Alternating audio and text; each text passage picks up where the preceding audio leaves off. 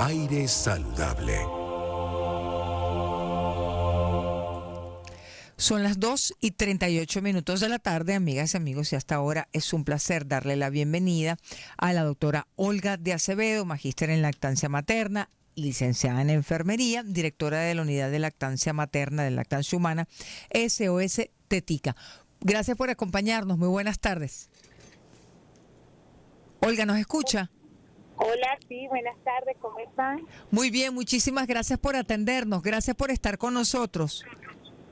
Gracias a ustedes por permitir esta ventana de información a las madres a través de la evidencia científica, sobre todo en esta semana que es tan importante para cerrar las brechas que giran en torno a la lactancia materna. Y empecemos por allí, Olga, si le parece, cuando usted habla de brechas, ¿a qué se refiere?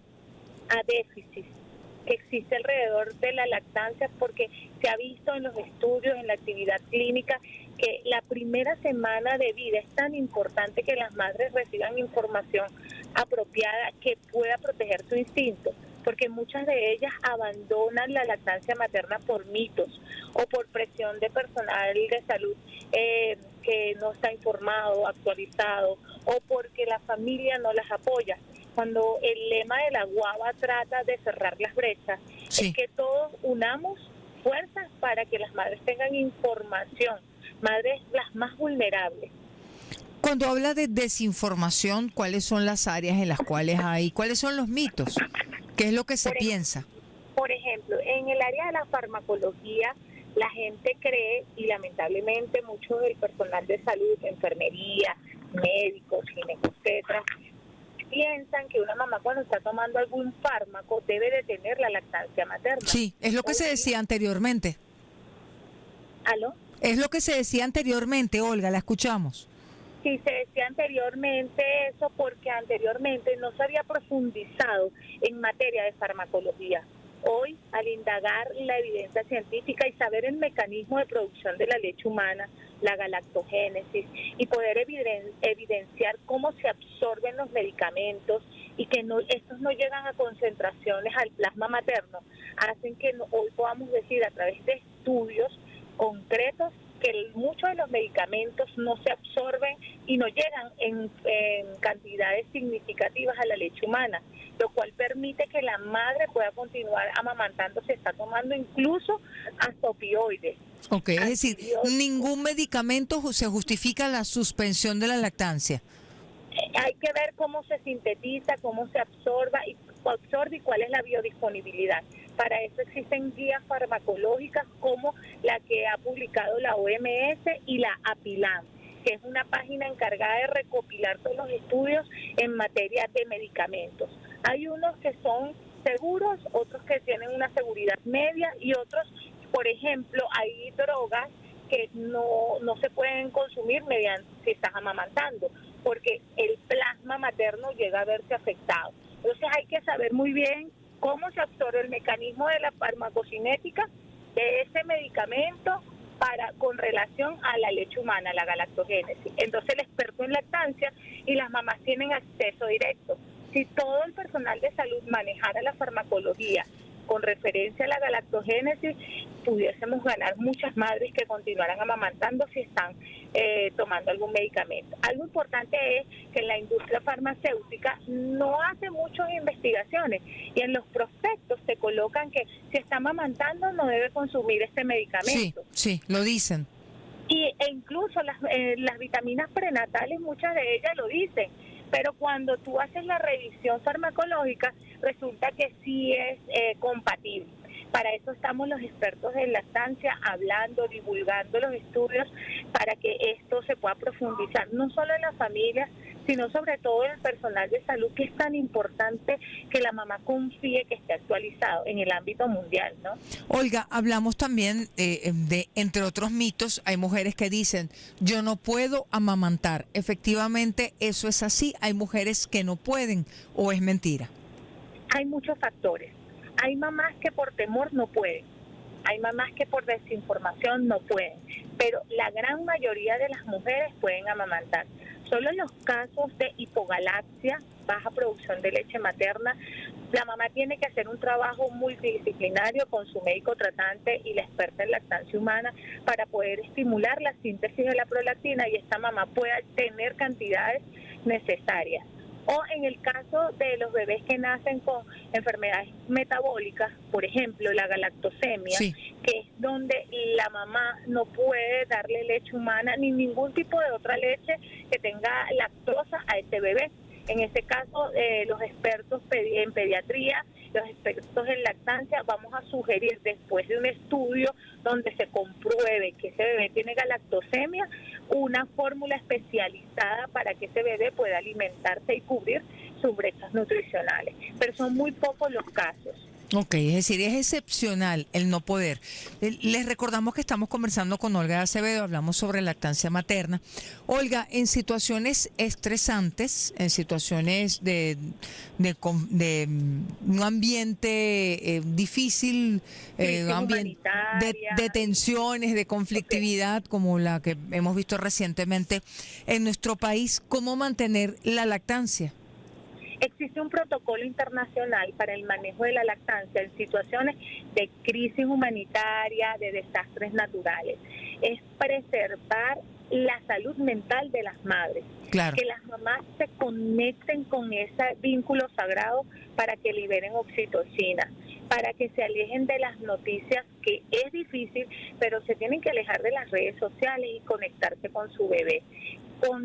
Colocar ruido blanco, darse masajes con agua tibia, hacer trabajo en equipo con el padre o con algún familiar de confianza para que la mamá tenga por lo menos 30 minutos para hacer higiene mental, meditar, bañarse, hacer sus cuidados personales para que pueda dedicarse al bebé. Es importante ratificarle a las mamás cuál es el mecanismo de producción de la leche humana y que la cantidad de pañales mojados es la cantidad de leche que su bebé está consumiendo, porque cuando una mamá está estresada se elevan los niveles de cortisol y se ve afectada la oxitocina. Entonces, que el papá le dé un masaje en la columna vertebral para que libere oxitocina y así aumente la prolactina, que la mamá salga o vea verdes o vea películas cómicas o películas de romance, va a hacer que esta mamá se relaje. También conectarse con la oración y descargar independientemente de la religión que profese, conectarse con esa espiritualidad ayuda a que la mamá pueda amamantar de forma segura, porque es una alimentación a paz. Cuando una mamá se estresa, suele tender a dar sucedáneos. En estos ambientes de claro, por temor, porque dice no puedo, no voy a poder continuar con esta responsabilidad, pierde la confianza en sí misma, ¿no?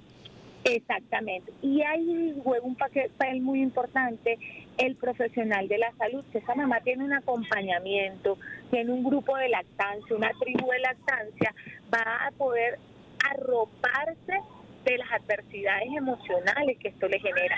También es importante que la mamá reciba ayuda de un profesional de la salud mental, como un psicólogo, ¿ok? Que es importante en estos casos. Aquí mi hija los está saludando. Sí, excelente, qué linda escucharla. Gracias, al contrario, por compartir esta oportunidad también de escucharlo a usted y escuchar a su bebita. ¿No escucha, Olga? ¿Sí? Sí, las escucho. Perfecto. Olga, entendemos que se trata sobre todo, a pesar de una situación que pueda ser estresante en el contexto, en el ambiente, por determinada situación, tratar de mantener ese espacio de paz para el bebé.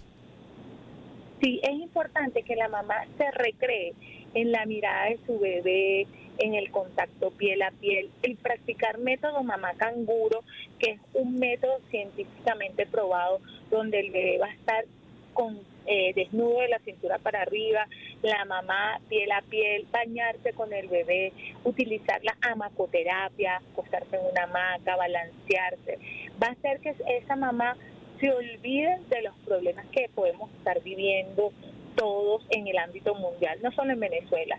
Hay mamás que asesoramos en SOS Tetica en Israel, en otros países, por ejemplo en China, o cuando están pasando África, Turquía, y están pasando situaciones difíciles, siempre llamo a las mamás a que se arropen de una tribu de lactancia, madres que están pasando por la misma situación, que se desahoguen y que puedan drenar a través del disfrute de ver la perfección de sus bebés, su piel, cómo se ríe, cómo interactúa con tu bebé, ayuda a que esos niveles de oxitocina se eleven y pueda amortiguar una situación estresante a nivel emocional. Usted hablaba, Olga, de la importancia del apoyo, habla de la tribu que ayude a mantener, a promover y a mantener la lactancia materna. ¿Esa tribu la tienen que integrar necesariamente mujeres que ya hayan amamantado o puede ser cualquier persona? Cualquier persona. En mi experiencia, en casi 8 o 9 años creando grupos en las redes sociales, ya sea por las plataformas de redes sociales o sea por grupos de WhatsApp, es importante que exista un moderador, un profesional de la salud, para que no se vuelva un grupo donde se hablen diversos temas que no tienen nada que ver con la maternidad. Ahí pueden hacer vida madres que dan lactancia mixta, madres que dan fórmula, madres que simplemente no se decidieron amamantar y madres que sí lo han logrado, para que entre madres exista un respeto, sin importarle el color de sus ideales, sin importarle su religión. Y hemos tenido éxito en SOS Tetica porque alcanzamos una data de 14,000 pacientes, no solo en Venezuela, sino en otros continentes también. Y de verdad, manejarlo todo desde el amor, se respira paz, porque siempre se tiene que centrar en cuáles son las estrategias que se le debe dar a cada madre. Eso nos permite también, no queremos dejar de tocarlo, Olga de Acevedo, además directora de la Unidad de Lactancia Materna SOS Tetica. ¿Qué servicios, qué ofrece SOS Tetica? Ofrezco un acompañamiento sobre todo real desde las redes sociales, gratuito para esas mamás que no pueden pagar honorarios profesionales de lactancia o de pediatría. Allí inmediatamente van a ver temas relacionados como cómo conseguir un agarre.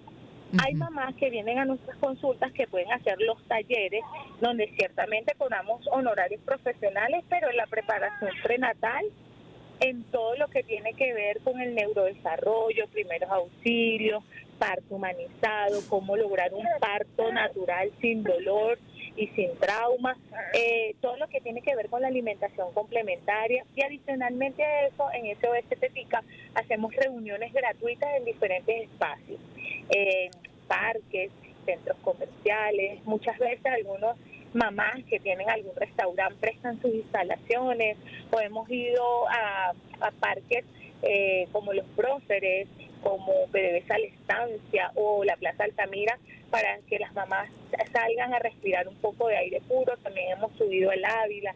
En los grupos de lactancia organizamos estas actividades de forma gratuita para que yo como mamá, como profesional de la lactancia, y otras mamás que quizás no pueden pagar una consulta, se sientan acompañadas.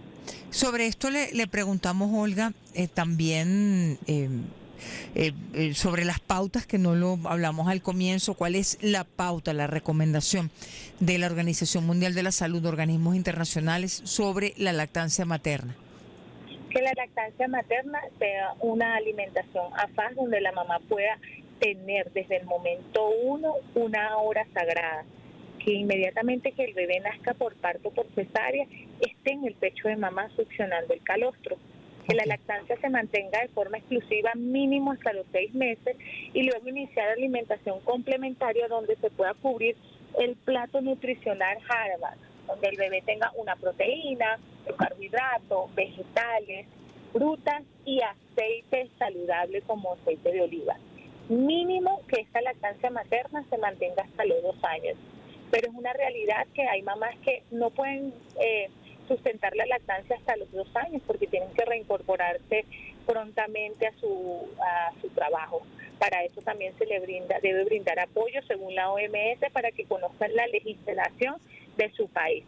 En Venezuela contamos con la Ley de Promoción y Protección de la Lactancia Materna, que permite que una mamá pueda amamantar de forma exclusiva en su casa, tranquila, hasta los 6 meses, luego extender su permiso de lactancia, reincorporándose una hora y media antes o una hora y media después, es decir, 3 horas, sí, para que pueda ir a amamantar.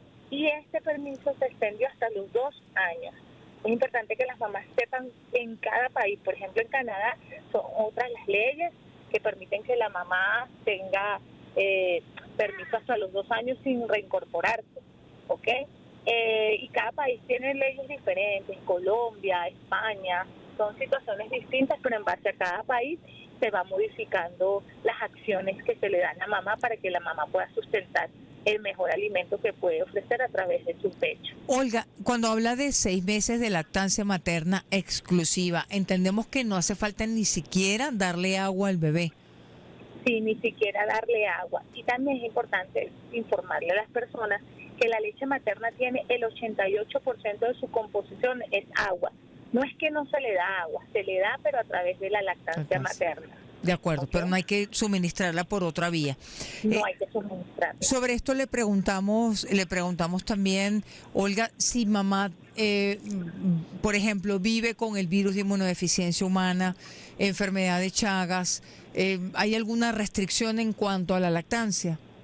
Sí, actualmente se hizo una actualización que nosotros veníamos promocionando desde hace mucho tiempo, desde hace casi 10 años.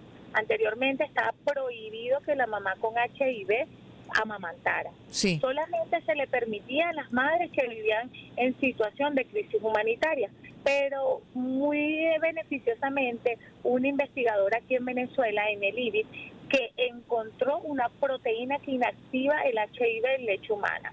Si la mamá no tiene grietas, si la mamá tiene un agarre profundo, la indicación es que la madre que tenga HIV y que esté recibiendo retrovirales puede continuar amamantando mínimo hasta los 6 meses, con un agarre profundo, haciendo y de hecho hasta puedes traerte la leche y hacerlo en diferido.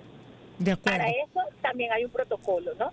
Hay que extraer leche materna, llevarlo, hacer una prueba pues, para ver si realmente no tenga trazas de sangre, porque es importante que no exista una conexión de sangre, que entonces ese sí sería el mecanismo donde el bebé se puede contaminar. De acuerdo, pero incluso sobre esto hay actualización de las pautas. Sí, señor. Y lo pueden conseguir en la OMS y en la APILAN, que se llama episolactancia.org. Ahí van a encontrar todos los sustentos científicos de lo que les estoy mencionando. De acuerdo. Olga, ¿cómo se ponen en contacto con ustedes quien quiera más información, quien quiera asesoría, acompañamiento? En todas mis plataformas de redes sociales estoy como @SOS Tetica. Tetica. Perfecto. Excelente nombre además. Sí, me lo denotaron las pacientes. Las pacientes fueron las que me abrieron ese Instagram y me mencionaron ese nombre. Me bautizaron con ese nombre. Excelente, muchísimas gracias, Olga. Gracias por acompañarnos en la tarde de hoy, por esta actualización y por estos consejos además para poder afrontar en particular este momento de tensión en nuestro país para las mamás que están amamantando. Muchísimas gracias. Ahí en la página van a conseguir mucha información para que no tengan que salir de casa y puedan tener una lactancia materna exitosa. Muchísimas gracias. Gracias por estar con nosotros en la tarde de hoy y su bebita. Gracias. A ustedes, un fuerte abrazo. Igualmente. Son las 2:56 de